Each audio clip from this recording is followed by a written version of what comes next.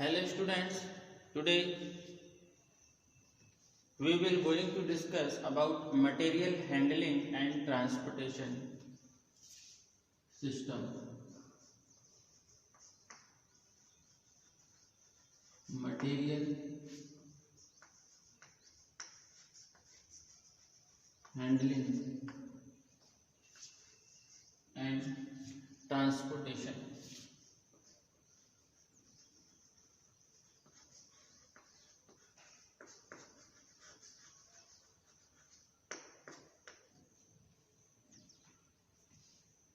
Material handling and transportation, it is one of the most important unit operation in food engineering or post harvest process and food engineering.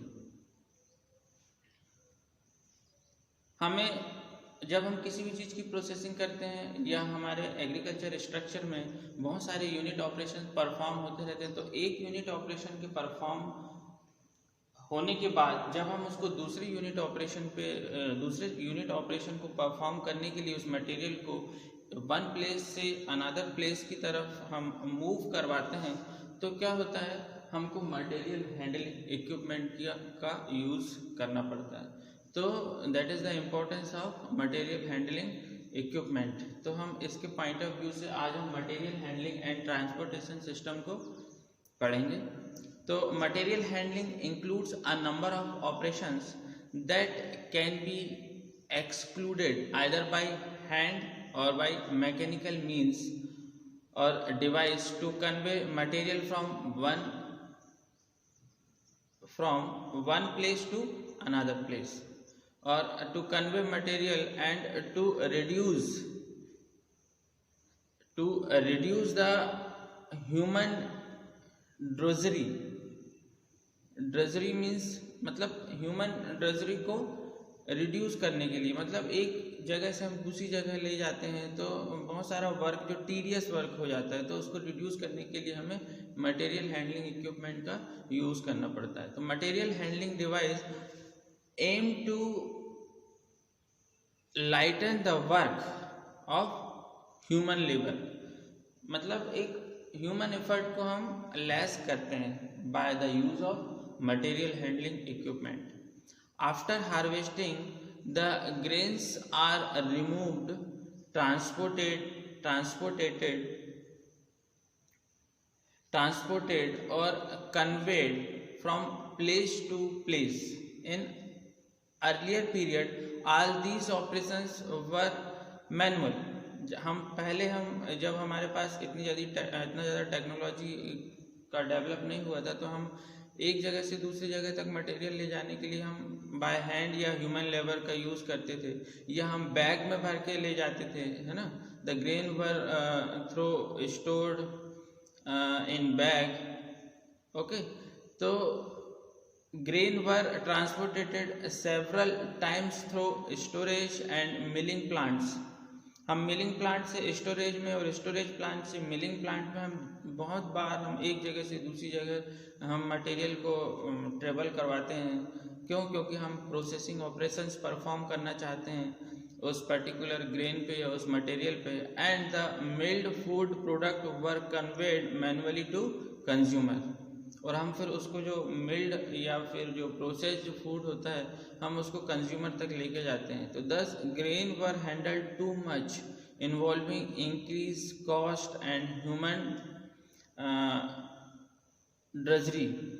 But in modern times some mechanical devices are there have replaced human labour, other supplement और in some case make possible to handle larger quantity of grain per unit human labor. The most common type of mechanical devices for grain handling are, जो हम यहाँ पे most common type जो हमारे syllabus में है जो मटेरियल हैंडलिंग इक्विपमेंट्स हैं वो हैं बेल्ट कन्वेयर हो सकता है, एक तो बकेट एलिवेटर हो सकता है, स्क्रू कन्वेयर हो सकता है और न्यूमेटिक कन्वेयर हो सकते हैं.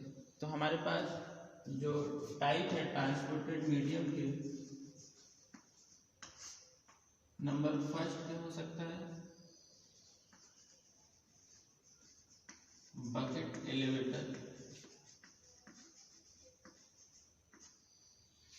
सेकंड बेल्ट कन्वेयर,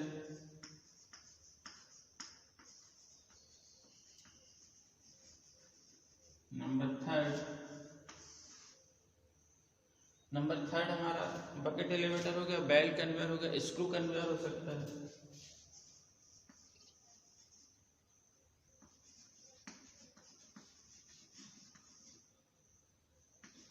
हमारा बेल्ट कन्वेयर, स्क्रू कन्वेयर,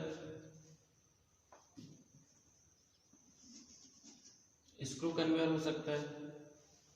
हमारा न्यूमेटिक कन्वेयर हो सकता है।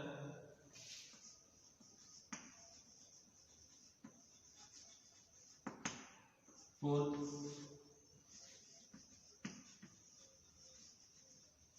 Pneumatic conveyor. तो the selection of proper conveying system is important.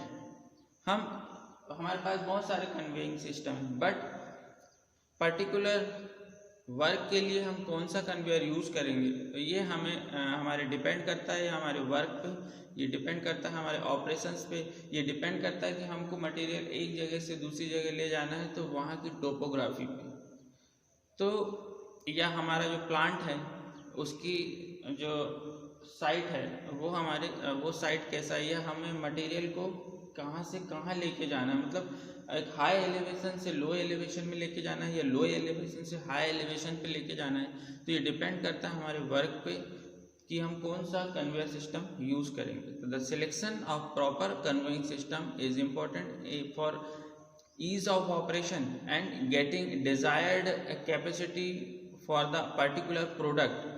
Before selecting a conveying system, the following principle should keep in our mind. सबसे पहला क्या है, the conveying device has to be selected according to the characteristics of the products being conveyed.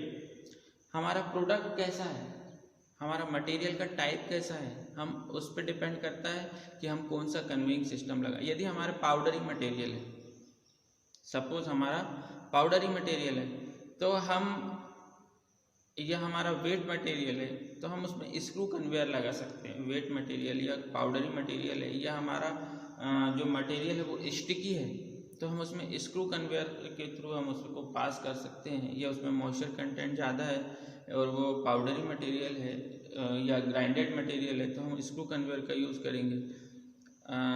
Belt conveyor का use हम कर सकते हैं, जो फाइन पार्टिकल्स होते हैं जिसका जो क्या बोलते हैं उसको ट्रफ एंगल जो होता है या जो एंगल ऑफ रिपोज होता है मटेरियल का, वो अगर लो होता है तो हम उसमें बेल्ट कन्वेयर का यूज़ कर सकते हैं। तो आगे हम देखेंगे the stability of conveyor must be insured under all normal working and climatic condition. जो हमारा स्टेबिलिटी ऑफ कन्वेयर है उसकी जो वर्किंग है वो उस पर्टिकुलर एनवायरनमेंट पे फिट होनी चाहिए, उस पर्टिकुलर क्लाइमेट पे फिट होनी चाहिए, है ना, एक नॉर्मल वर्किंग कंडीशन पे फिट होनी चाहिए।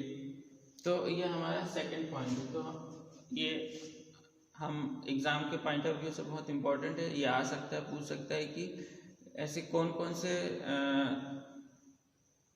पॉइंट्स हैं जो हम किसी भी कन्वेयर को इंस्टॉल करने के पहले हमारे दिमाग में हम we should keep in our mind. तो हम सबसे पहला पॉइंट देखते हैं कि the conveyor device has to be selected according to characteristics of the product being conveyed.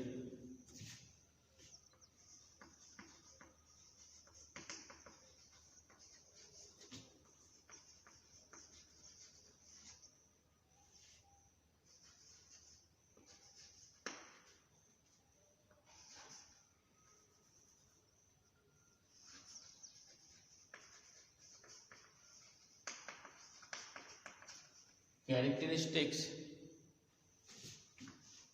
of the material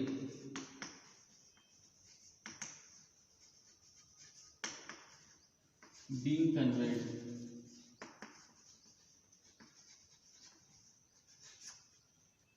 जो हमारा मटेरियल का कैरेक्टरिस्टिक्स है वो हमें देखना पड़ेगा जिसको हम कन्वे करना चाहते हैं।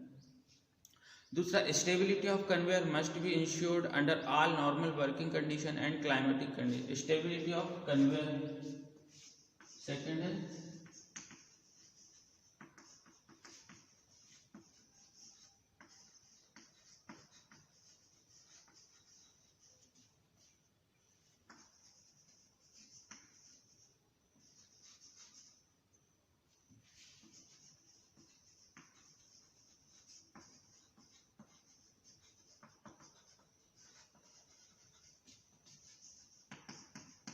अंडर नॉर्मल वर्किंग कंडीशंस और वर्किंग कंडीशन और क्लाइमेटिक कंडीशन।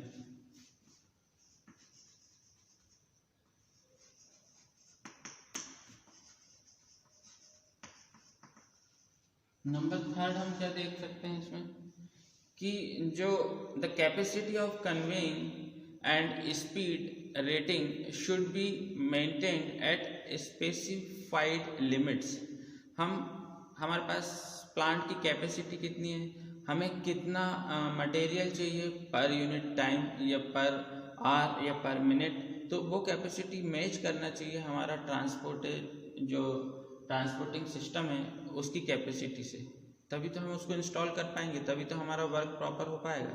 अब अगर हमारा प्लांट मटेरियल जो प्लांट है उसकी कैपेसिटी है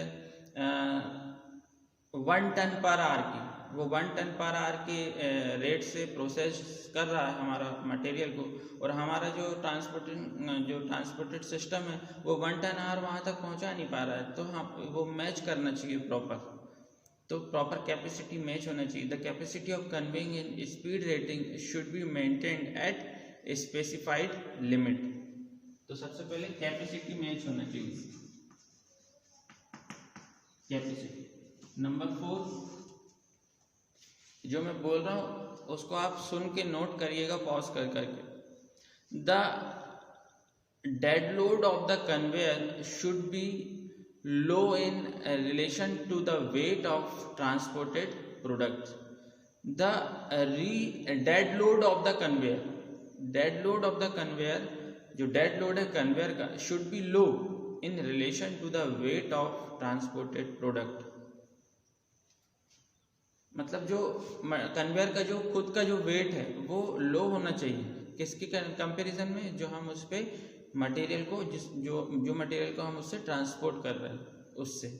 तो the dead load of the conveyor should be low in relation to the weight of the transported product. तो 4th नंबर का हमारा पॉइंट आ जाएगा डेड लोड पे, कि dead load should be low, या dead load of conveyor should be low in relation to the weight of transported product. 5th number का हमारा point है, in a conveyor system possibility of use of gravity should be taken into consideration. जो material को हम transport करवा रहे हैं through the transporting system, या हम जिसको बेल्ट कन्वेयर बोल सकते हैं, स्क्रू कन्वेयर बोल सकते हैं, तो हमको ग्रेविटी भी हमको कंसिडर करना पड़ेगा। In conveying system possibility of use of gravity should be taken into account. Means यदि हम ग्रेविटी के थ्रू, या हम ग्रेविटी फोर्स का यूज कर सकते हैं हमारे एनर्जी को बचाने में, क्योंकि जो ग्रेविटी का जो फोर्स है वो डाउन टू अर्थ लगता है, और अगर हमको मटेरियल इस हाई एलिवेशन से लो एलिवेशन में पहुंचाना है point A to point B, और हमारे पास हम अगर ग्रेविटी का यूज यहाँ पे कर सकते हैं तो बिल्कुल करें, ये बोलना चाह रहा है हमारा 5th पॉइंट, कि यदि हम हाई एलिवेशन से लो एलिवेशन में हम मटेरियल पहुंचाना चाहते हैं, और मटेरियल की टेंडेंसी होती है, किसी भी जो थिंग है उसकी टेंडेंसी होती है कि वो हाई एलिवेशन से लो एलिवेशन की तरफ स्पॉन्टेनियसली मूव करता है because of the force of gravity. तो हम ग्रेविटी का यूज करें एनर्जी बचाने के लिए, तो ये हमारा पॉइंट 5th वाला जो पॉइंट है ये बोलना चाह रहा है कि in a conveying system possibility of use of gravity force should be taken into consideration. ये हमारा 5th पॉइंट हो गया था। हमारा 6th पॉइंट आता है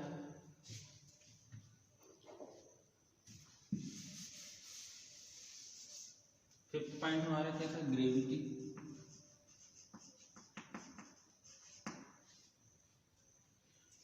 The capacity of handling or conveying equipment should match with the capacity of processing unit or units। हमारा capacity हमें मैच करना चाहिए, जैसे कि हमने देखा था इसके पहले कि हमारा जो प्रोसेसिंग यूनिट की कैपेसिटी है और हमारा ट्रांसपोर्टिंग मीडियम की जो कैपेसिटी है वो शुड मैच ईच अदर। उसके बाद हम देखते हैं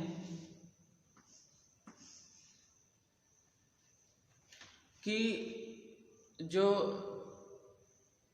spillage of conveyed products should be avoided, pollution of environment due to noise or dust by the conveying system should also be avoided।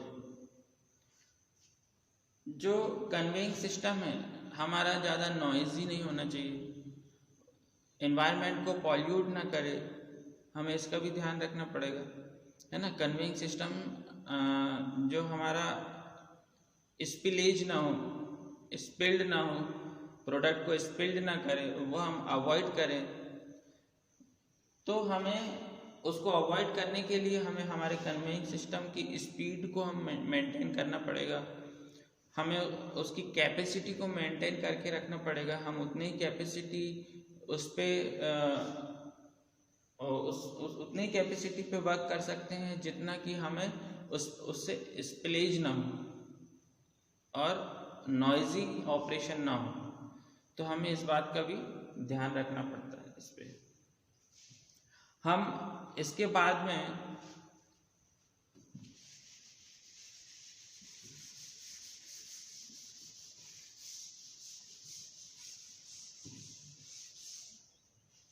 जो बकेट एलिवेटर है, बकेट एलिवेटर की बात करेंगे।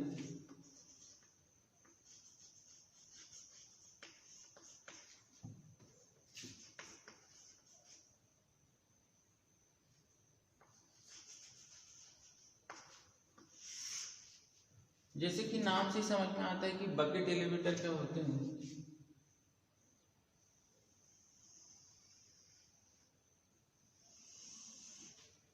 एक पुल्ली होती है जो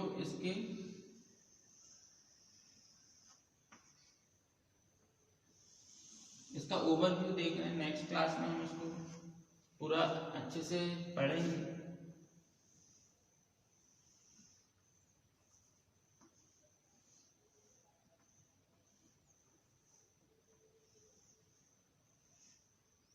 ये ऐसे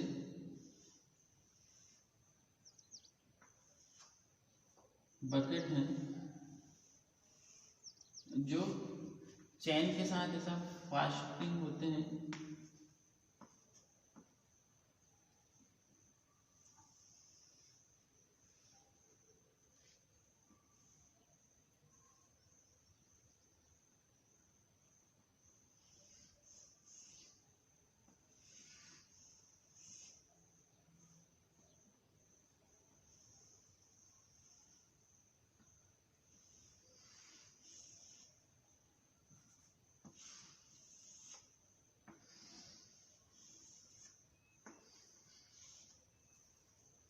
ये ऐसा रोटेट होता है, ये ऐसे।